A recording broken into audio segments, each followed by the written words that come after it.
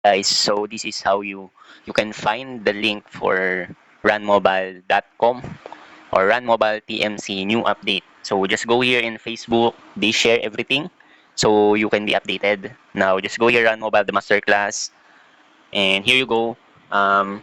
It has a 47k likes and 66k followers. So here you will see that they are announcing maintenance or game update, server up. Now, just click download here latest APK version 1.6.5 AI. So here, let's go. Now, you can see here the choices for uploading or downloading the APK. So here, you can see that there are lots of events. Okay, so guys, this is the best update for now, no? They added level 127 skills and scroll. So guys, ayun, PK streak feature added, Christmas theme changes sa marketplace, seasonal event monsters, Xmas candy, Xmas weapon, and costumes. Now, there are Guild War reward adjustments. So you can see here, collect 5 pieces equals exchange for 1 war token at ISS and PC, droppable globally, and rewards. So here, general changes, bus stop, move from marketplace to campuses. Now, CRC card are disabled on marketplace.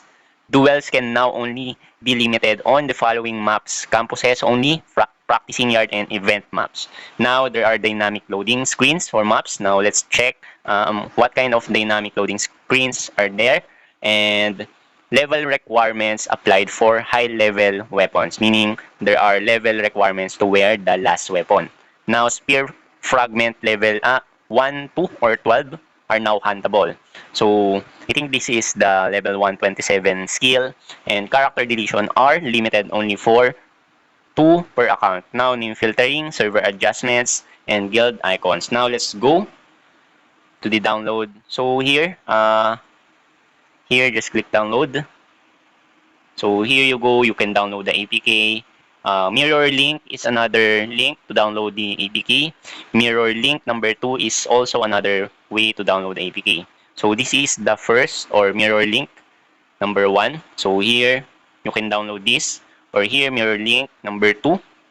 Here using a Mediafire, you can download this. So I always download the APK here from Mediafire. So just to let you know guys, here all you need to do is click the arrow beside 5i, no? Here. Then just click continue, then download anyway. Then all you need to do is wait for the application to be downloaded, and while waiting, all you need to do is to clear or delete your applications, no? So just don't forget to first clear cache the applications before uninstalling all the application. Here, so I'm going to check first app info. So guys, just click this clear data below, then clear all data. Now all you need to do is uninstall. Alright guys, after downloading the APK, so make sure to remove or uninstall your applications and just open the APK install on your mobile phones. So now let's open. Alright,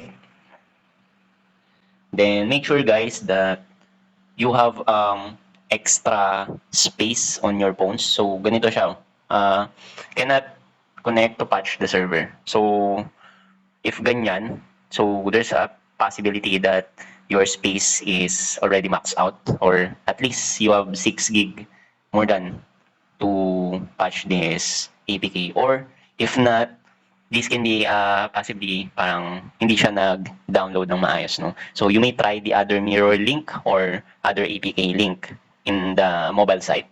Okay, so runmobile.com, doon lang madadownload yung APK. Guys, I already restart my phone. So here, all you need to do here is wait for the patch. So I'll update you if mag-patch na yung ano neto, no? So kapag ganito siya, walang cannot connect. So just wait for a while guys. So ayan na nga guys, no? Ang gagawin nyo lang kasi dito is kapag hindi ito naglo-loading or nagda-downloading assets, pwedeng ang dami pa kasing nakakonect kaya hindi makapag-download yung mismong application nyo, no? So, ayan, antayin lang natin. Basta once na lumabas na yan, downloading assets, makakapag-login na kayo niyan, no? So, guys, nakapasok na tayo, no? So, ayun nga, ginawa ko is antay lang. Kailangan mo lang na makapag-patience. And ito na yung market natin ngayon, no? Ayun, no, angas mo may sumasayaw pa. So, ibig sabihin yan, mukhang magkakarinata tayo naman dito. Sayaw-sayaw. Ayun, ang ganda, oh.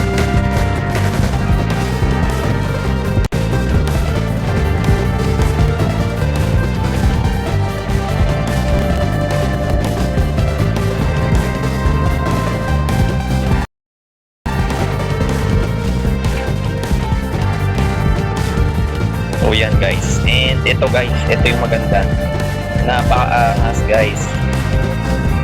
Meron ng 127 skills.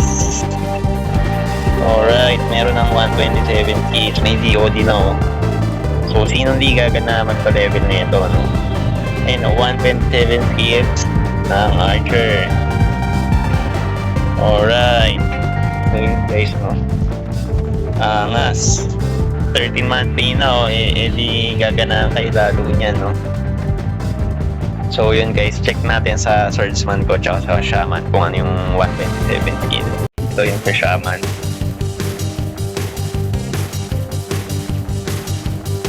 Pow type guys, pow type. Demon Spear Dance.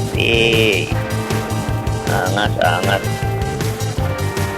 Siyempre walang dex. And 127 skills ng shaman. Internal punishment. Sobrang angas guys. Grabe, ang lupit. Ayun, no. Requirements nito is sa akin is level na lang. Okay, tingnan natin swords.